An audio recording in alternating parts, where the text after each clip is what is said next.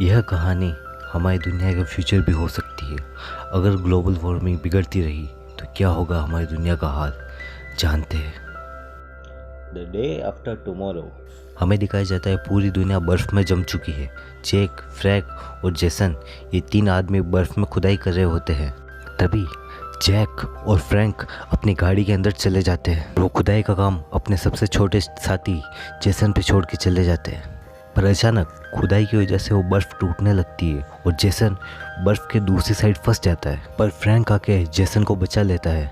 पर जैक उनकी मशीनों को लेने के लिए दूसरी तरफ वापस कूदता है और मरते मरते वापस आ जाता है और पूरा बर्फ़ का ग्लेशियर टूट जाता है। हम कुछ महीनों पहले की कहानी देखते हैं जब दुनिया में बर्फ़ नहीं जमी थी। एक मीटिंग में जैक सबको होने वाले मौसम के बदलाव के बारे में बताता है, पर कोई उसकी बातों को नहीं मानता। यहाँ वो प्रोफेसर पेरी से मिलते हैं और प्रोफेसर पेरी जैक की बहुत तारीफ करते हैं। जैक एक मौसम वैज्ञानिक होता है जिसे लगता है आने वाले टाइम में मौसम बहुत ज़्यादा बिगड़ने वाला है, पर उसकी बात कोई नहीं मानता। पर एक दिन अचानक जापान के टोक्यो शहर में मौसम के बदलाव की वजह से बर्फ़ के गोले गिरने चालू हो जाते हैं। इसी कारण कई लोगों की मौत हो जाती है और काफ़ी ज़्यादा नुकसान हो जाता है। जैक अपने घर पे कॉल करता है क्योंकि वो काम से बाहर रहता है और उसे पता चलता है उसका बेटा सैम न्यूयॉर्क एक क्विज कंपटीशन में अपने दोस्तों के साथ जा रहा होता है। सैम की मॉम जैक को एयरपोर्ट छोड़ने के लिए कहती है। जैक सैम को एयरपोर्ट छोड़ने के लिए जाता है, पर सैम थोड़ा नाराज़ होता है क्योंकि उसके पिता बहुत समय से घर नहीं आते और उसके साथ नहीं रहते। सैम प्लेन से बहुत डर रहा होता है, पर लोरा जिसे सैम पसंद करता है वो उसे दिलासा देती है। सैम और उसके दोस्त न्यूयॉर्क पहुंच जाते हैं, पर न्यूयॉर्क का मौसम धीरे धीरे और बिगड़ रहा होता है। प्रोफेसर पेरी जैक को कॉल करके बताते हैं समुद्र में बदलाव आ रहा है और न्यूयॉर्क का मौसम बदल रहा है। जैक ने ये सब पहले ही प्रेडिक्ट कर लिया था। और इधर हम देखते हैं लॉस एंजलिस में बाउंडर आना चालू हो जाते हैं। लॉस एंजलिस में बाउंडर एक प्रलय बन के आता है जिससे हर एक इमारत गिरती चली जाती है और लाखों लोग मारे जाते हैं और पूरा शहर तबाह हो जाता है। जैक ने प्रेडिक्ट किया था मौसम बदलेगा, पर जैक का अनुमान बहुत लेट था और ये बहुत जल्दी होने लगता है। जैक और उसकी टीम को पता लगता है कि महीनों में नहीं, हफ्तों में मौसम और तापमान और बिगड़ेंगे। जैक ये बात समझाना उपराष्ट्रपति के पास जाता है और शहरों को खाली करवाने के लिए कहता है, पर उपराष्ट्रपति उसे मना कर देते हैं और वो जैक से कहते हैं, जैक तुमने कहा था कि मौसम बहुत बाद में चेंज होगा, लेकिन ये तो अभी हो रहा है। सैम और उसके दोस्त न्यूयॉर्क शहर में होते हैं, पर वहाँ बहुत ज़्यादा बारिश की वजह से पानी भराना चालू हो जाता है। पानी के ज़्यादा बढ़ जाने के कारण वो सब एक लाइब्रेरी में चले जाते हैं, पर पीछे कुछ आ रहा था, कुछ बहुत बड़ा। सैम पीछे देखता है तो एक बहुत बड़ी सुनामी आ रही होती है, इसीलिए सब जल्दी से लाइब्रेरी में भाग जाते हैं और काफ़ी लोग उस सुनामी की वजह से डूब जाते हैं और न्यूयॉर्क की स्टैचू ऑफ लिबर्टी तक सुनामी का शिकार हो जाती है। जैक और उसकी टीम प्रोफेसर पेरी को बताते हैं कि 5-7 दिन में बड़े तूफान आएंगे और फिर हम सब शीत ऋतु में होंगे, मतलब एज ऑफ आइस। न्यूयॉर्क में वो सब लाइब्रेरी में फंस जाते हैं, बाहर नहीं जा सकते क्योंकि पानी है। सैम लोरा के साथ लाइब्रेरी के नीचे जाता है अपने पापा को कॉल करने के लिए। सैम के पापा जैक कॉल उठाते हैं और सैम से कहते हैं, तुम कहीं मत जाना, तुम लाइब्रेरी में ही रहना, मैं ज़रूर आऊँगा तुम्हें लेने। तभी पानी अचानक बढ़ जाता है और सैम डूब जाता है और लोरा को देख के लगता है सैम मर गया, लेकिन नहीं, सैम पानी से बाहर आ जाता है। सैम को ठंड लग रही होती है, इसीलिए लोरा उसको हक कर लेती है।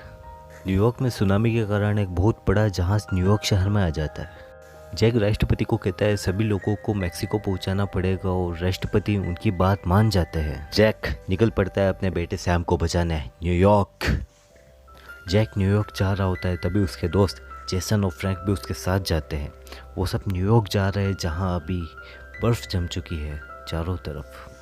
लाइब्रेरी में फंसे हुए बाकी लोग अब दक्षिण में जाना चाहते हैं, पर सैम उनको मना करता है। बाहर निकले तो तूफान में जम के मर जाएंगे, पर लोग उसकी एक ना सुन के बाहर चले जाते हैं।